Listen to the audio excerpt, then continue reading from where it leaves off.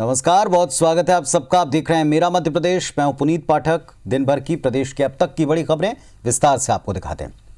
Cabinet विस्तार में देरी के बीच में भोपाल में मुख्यमंत्री निवास पर मुख्यमंत्री शिवराज सिंह चौहान, सांसद ज्योतिरादित्य सिंधिया और प्रदेश अध्यक्ष वीडी शर्मा, इसके अलावा संगठन मंत्री हितानंद शर्मा के बीच में अहम बैठक हुई है। सिंधिया करीब 40 गाड़ियों के काफिले के साथ सीएम हाउस पहुंचे थे। जिस तरह से कैबिनेट विस्तार में देरी हो रही है, उससे लगता है कि सिंधिया ने अपने मंत्रियों, पूर्व मंत्रियों और बीजेपी में शामिल नेताओं के साथ सीएम हाउस पहुंचकर ताकत का प्रदर्शन किया। इस दौरान बैठक में गोविंद सिंह राजपूत, तुलसी सिलावट के मंत्री बनने और इमरती देवी, ऐदल सिंह कंसाना, गिरिराज दंडोतिया को निगम मंडल में शामिल करने पर सहमति बन चुकी है। इसके पहले प्रदेश अध्यक्ष ने दिल्ली में पार्टी के बड़े नेताओं से मुलाकात की है। 12 दिन में ये दूसरा मौका है जब सिंधिया सीएम हाउस पहुंचे। हालांकि बैठक के दौरान बीजेपी से मंत्री पद के दावेदार संजय पाठक और गौरीशंकर बिसेन ने भी मुलाकात की। संजय पाठक ने कहा कि मंत्रिमंडल को लेकर फैसला संगठन और सीएम को ही करना है।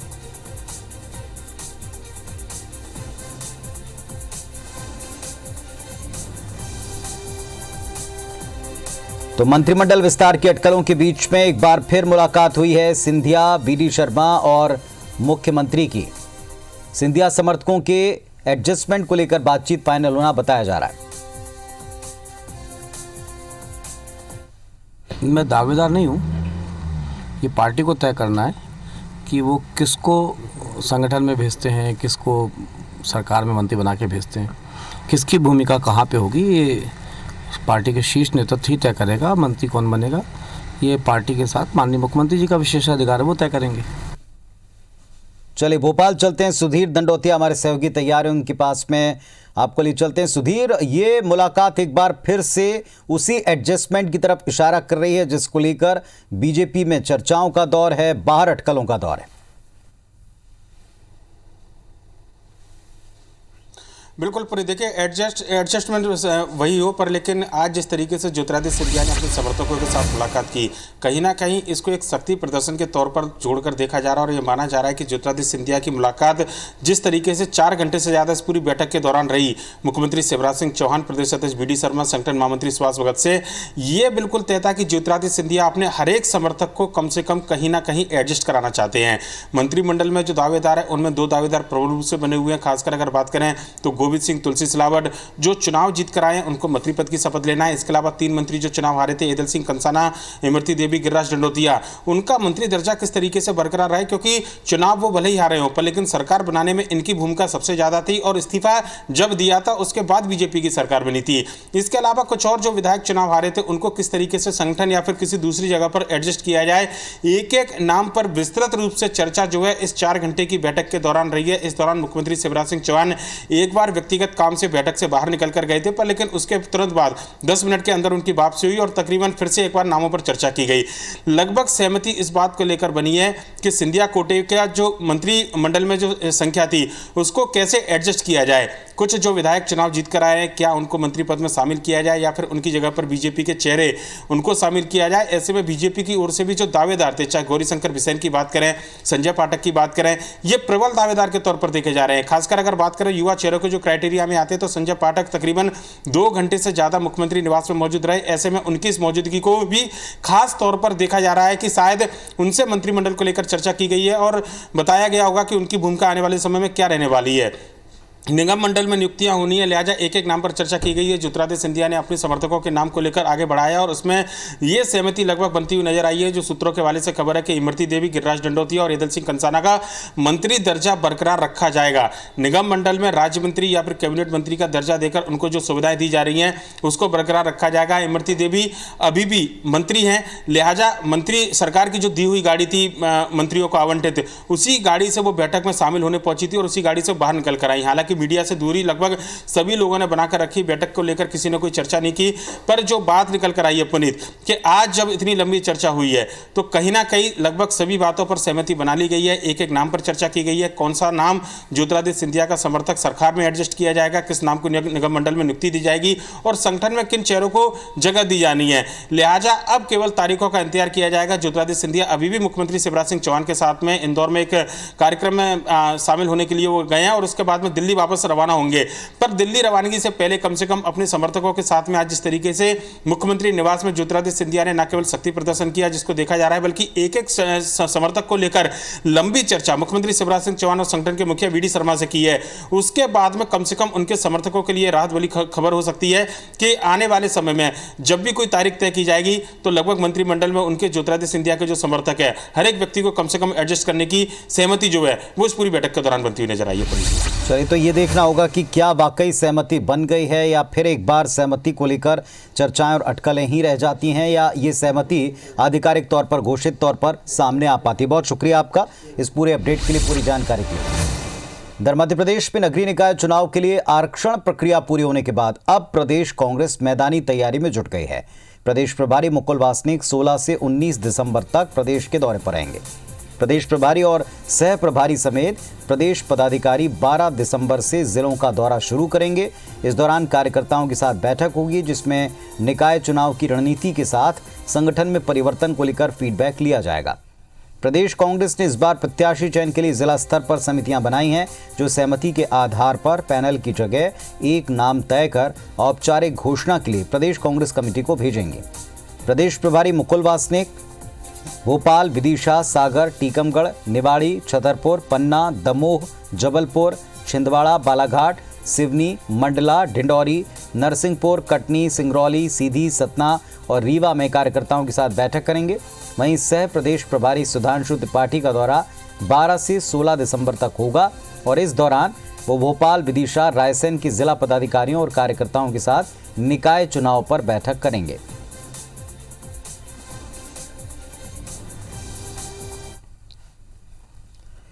पश्चिम बंगाल में बीजेपी के राष्ट्रीय अध्यक्ष जेपी नड्डा और राष्ट्रीय महासचिव कैलाश विजयवर्गीय के काफिले पर हमले के बाद बीजेपी टीएमसी के खिलाफ एक्शन मोड में आ चुकी है। इसका शंखनाद भोपाल से शंख बजाकर किया जाएगा।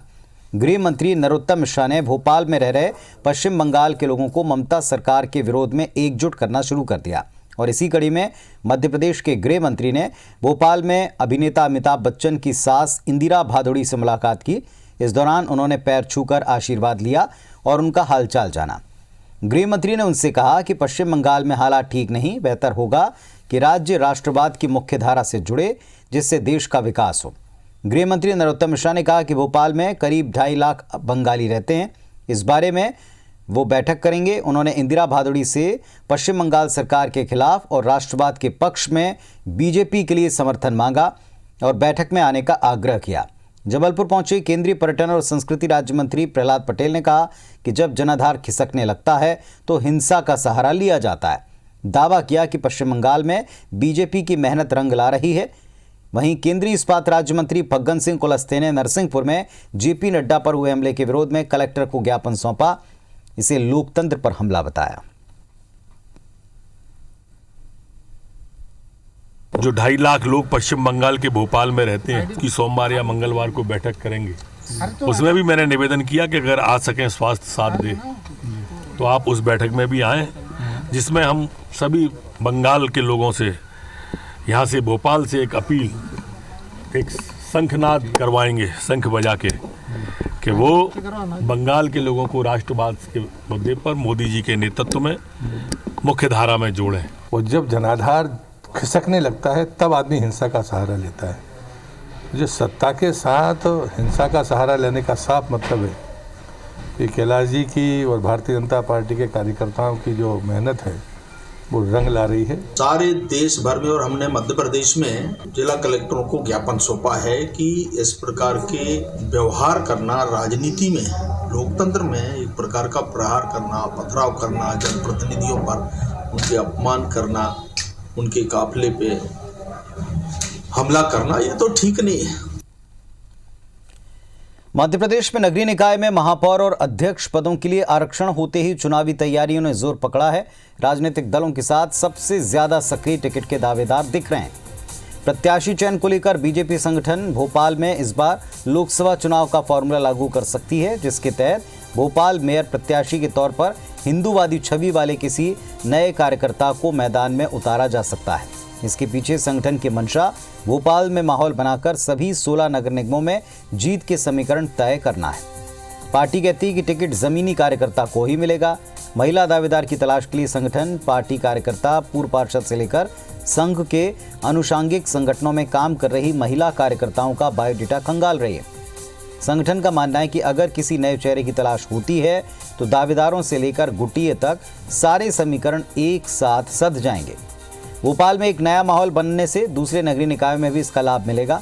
इधर बीजेपी की इस तैयारी को लेकर कांग्रेस ने सवाल उठाए। कांग्रेस का कहना है बीजेपी में गुट इतने ज्यादा हैं कि टिकट का चयन मुश्किल है।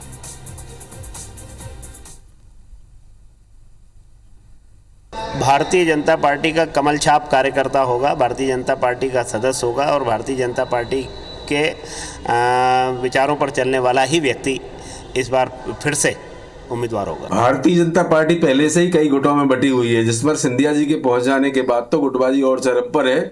नगरीय निकाय चुनाव में इनको प्रत्याशी घोषित करना बड़ी टेढ़ी खीर है।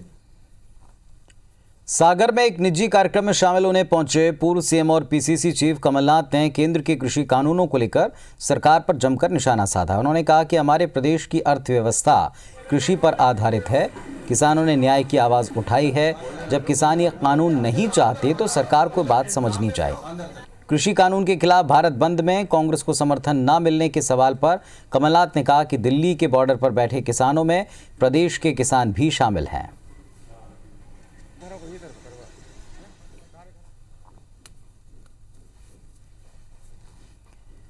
भोपाल से एक बड़ी खबर का रुख करें। आतंकियों को उम्र कैद की सजा। सिमी के 2 आतंकियों को उम्र कैद की सजा हुई। बैंक डकैती के मामले में भोपाल जिला कोर्ट का ये फैसला है। मास्टरमाइंड अबू फैजल इकरार शेख को आजीवन कारावास हुआ। दोनों आतंकियों पर 1-1 हज़ार का जुर्माना लगाया गया। बैंक डकैती में शामिल थे 5 आरोपी। जेल ब्रेक के दौरान 3 का एनकाउंटर हो चुका है। 2009 में देवास की बैंक ऑफ इंडिया में डकैती की गई थी। राकेश चतुर्वेदी सहयोगी हमारे जुड़ गए हमारे साथ। जी राकेश, अपडेट दीजिएगा। देखिए 2009 में देवास में बैंक ऑफ इंडिया में डकैती हुई थी और इसके 2 आरोपी जो कि अभी जेल में बंद हैं, अबू फैजल और इकरार शेख, दोनों को आजीवन कारावास की सजा सुनाई गई है। ये पूरा मामला है हाईकोर्ट पहुंचा था और वहां से ये केस भोपाल कोर्ट में के लिए रेफर किया गया था और तब से यहीं पर पूरे मामले की सुनवाई हुई थी और आज भोपाल जिला अदालत ने अहम सुनवाई करते हुए मामले के दोनों आरोपी अबू फैजल और इकरार शेख को आजीवन कारावास की सजा सुनाई। इसके साथ ही 1-1 हज़ार रुपए का दोनों पर अर्थ दंड भी लगाया है। पूरे घटनाक्रम की बात करें, डकैती की बात करें, 2009 का ये घटनाक्रम है और देवास स्थित बैंक ऑफ इंडिया में डकैती डाली गई थी जिसमें टोटल आरोपी है 5 आरोपी थे और हाँ, इसमें जो अन्य 3 आरोपी है वो भी पुलिस की गिरफ्त में थे, वो भी जेल में थे, लेकिन जेल ब्रेक के दौरान जो 3 आतंकी है वो फरार हो चुके थे और इस बीच जब पुलिस से उनका आमना सामना हुआ तो एनकाउंटर में तीनों आरोपी की मौत हो चुकी थी और 5 में से 2 ही आरोपी अबू फैजल और इकरार शेख बचे हुए थे जो कि जेल में बंद हैं। दोनों को आजीवन कारावास की सजा आज जिला अदालत की ओर से सुनाई गई है। शुक्रिया आपका इस पूरी जानकारी के लिए। तो बैंक डकैती में शामिल 5 आरोपियों में आतंकियों को अब उम्र कैद की सजा हुई है। ड्रग्स माफिया को नेस्तनाबूद करने के लिए मध्य प्रदेश में एक बड़ा अभियान चलेगा। इंदौर में ड्रग्स के साथ एक महिला के पकड़े जाने के बाद सीएम शिवराज सिंह ने इस पर संज्ञान लिया। उन्होंने सीएम हाउस में एक बैठक की। इस दौरान उनके सामने कई चौंकाने वाली जानकारियां आईं। सीएम ने कहा कि सफेद पाउडर यानी स्मैक और कोकीन हैंडलर का इंटरनेशनल नेटवर्क बन चुका है। इसे खत्म करने के लिए प्रदेश में एक अभियान चलाना पड़ेगा। सीएम ने बताया कि ऐसे गिरोह का पता चला जो नाबालिगों के अलावा लड़कियों को नशे की तरफ धकेल रहा है।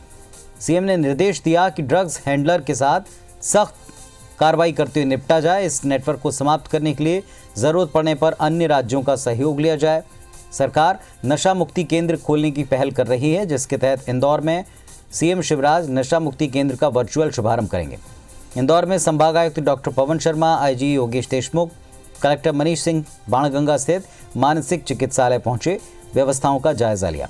प्रशासन फिलहाल 10 बिस्तरों से नशा मुक्ति केंद्र की शुरुआत करेगा।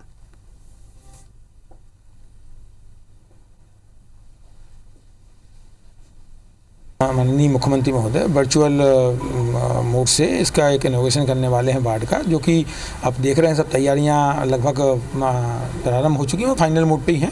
तो हम लोग की प्रयास है कि जल्दी से जल्दी पूरी तैयारियां जो माननीय मुख्यमंत्री जी के निर्देश हैं उसके क्रम में सारी व्यवस्थाएं सुनिश्चित की जाएं। नशा मुक्ति केंद्र यहाँ सैंक्शन हुआ है मेंटल हॉस्पिटल में। तो यहाँ प्रस्तावित है कि एक 40 से 50 बेडेड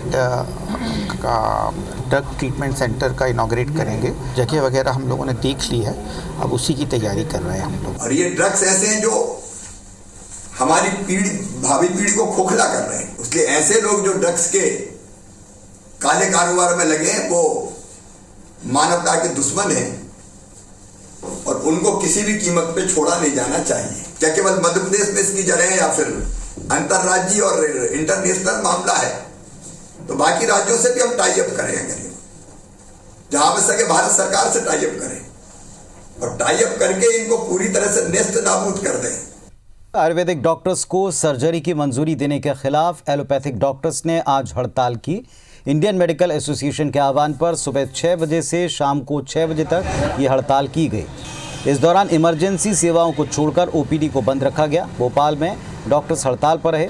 आईएमए पदाधिकारियों का कहना है कि मिक्सोपैथी बिल एक तरह से लोगों की जान से खिलवाड़ है। हड़ताल का असर इंदौर में भी देखने को मिला। 2400 डॉक्टर्स ने 12 घंटे काम बंद रखा, सरकार के फैसले का विरोध किया।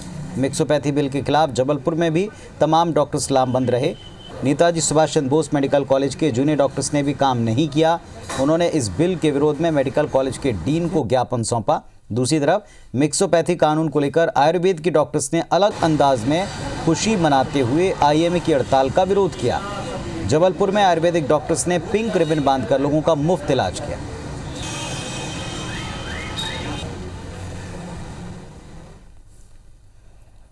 चलिए अब देखते हैं बिग न्यूज।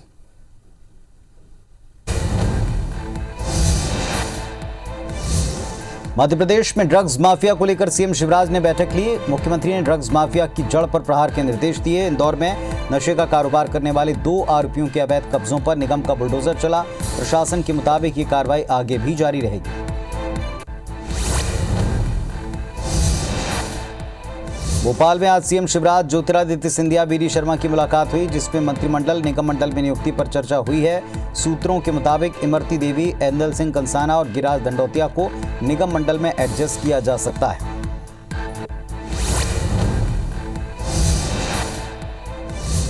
छत्तीसगढ़ में 2.5 साल के फॉर्मूले पर सीएम भूपेश बघेल ने तीखा हमला बोला। मुख्यमंत्री ने कहा, अगर हाईकमान कहेंगे तो मैं इस्तीफा देने के लिए अभी तैयार हूं। इधर रमन सिंह और धर्मलाल कौशिक ने मुख्यमंत्री के बयान पर तंज कसते हुए कहा कि इस मामले में कांग्रेस आलाकमान को हस्तक्षेप करना चाहिए।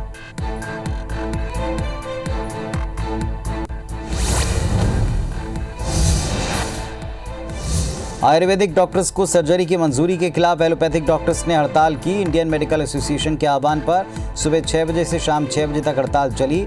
इमरजेंसी सेवाओं को छोड़कर ओपीडी बंद रखी गई। हड़ताल का असर मध्य प्रदेश के साथ छत्तीसगढ़ में भी देखने को मिला।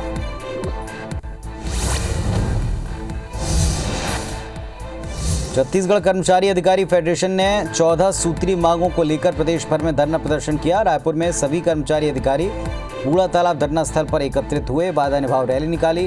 हालांकि पुलिस ने रैली को रोका। कर्मचारियों के मुताबिक मांगे नहीं माने जाने पर 19 दिसंबर को वो महारैली निकालेंगे।